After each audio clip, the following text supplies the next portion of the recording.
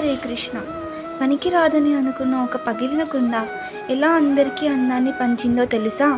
అయితే ఈ చిన్న కృష్ణ కథ వినండి. ఒకరోజు కృష్ణుడు గోకులంలో తిరుగుతూ ఉన్నాడు. ఒక అమ్మాయి కుండలో నీళ్లు తీసుకెళ్తూ ఉంది.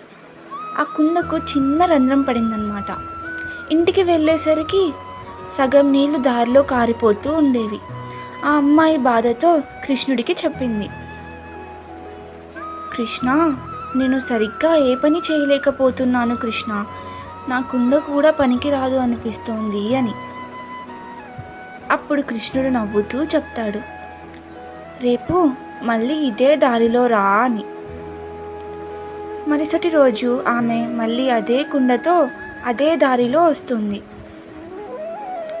అప్పుడు కృష్ణుడు అడుగుతాడు, దారిలో ఏం చూశావు అని. ఆమె చెప్తుంది, దారి పక్కన ఎంతో అందమైన పువ్వులను చూశాను కృష్ణ అని ఆనందంతో చెప్తుంది.